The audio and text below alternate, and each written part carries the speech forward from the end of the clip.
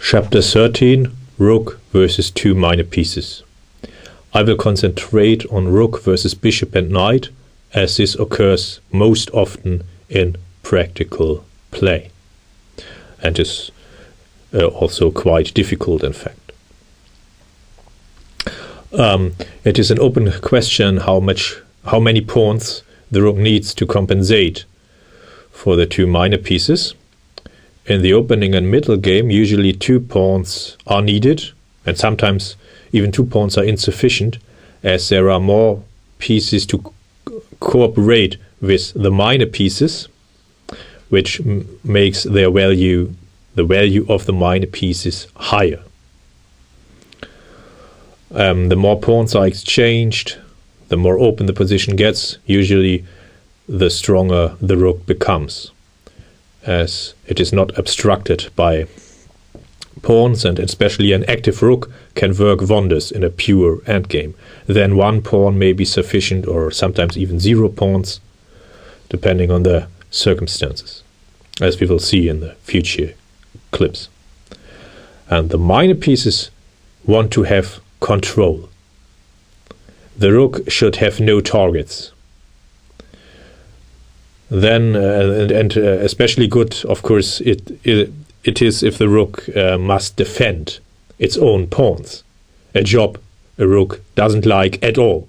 A rook is a counter-attacking unit. And if the minor pieces manage to get complete control, then they usually can maneuver and improve their position step by step. And many times they're able to overcome the rook. A difficult position is Blanco Fernandez Vasquez, American Continental Championship 2005. It seems to be still drawn, despite the minor pieces having good control. But the problem for black is that the winning potential is very reduced.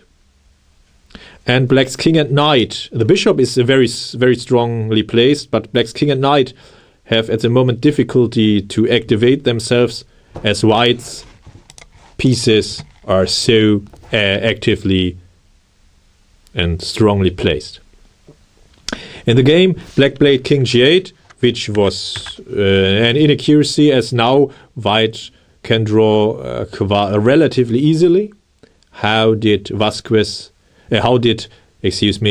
Fernandez draw here with white to move? Check and rook f8, and now it's an immediate draw, as black's king and knight are too clumsily placed. f6, and white just takes, and this reminds us of the theme I've dealt with in the first DVD. The knight is not good at protecting its own pawns, and here white can easily exchange or win the last pawn. And so the game was agreed drawn. Knight e8 is better, I think, a better try, but probably still insufficient. As, for example, if white now waits, then black can win by slowly but surely improving the position.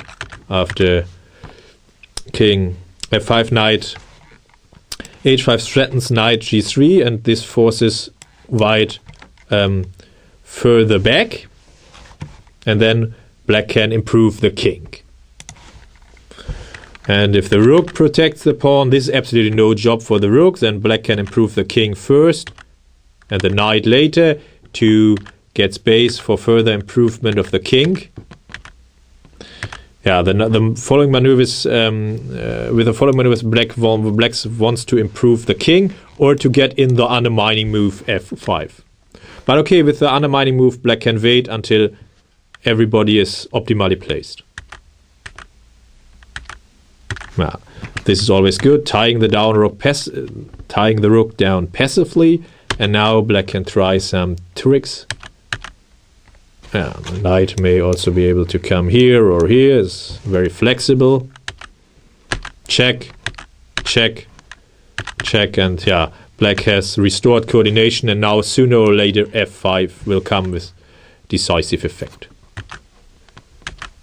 First, black improves the king, of course, and now f5 is already in the air.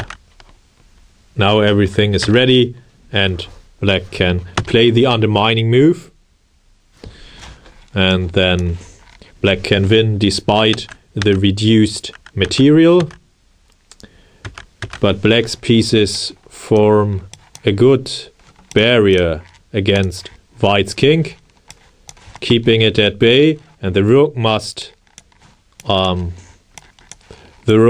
sooner or later defend the pawn passively, and this is absolutely no job for the rook. Now the king cannot go here, as in the d5 hangs, cannot go here, so white's king is imprisoned, white's rook is passive, black's minor pieces are wonderful, and black now will just come with the king to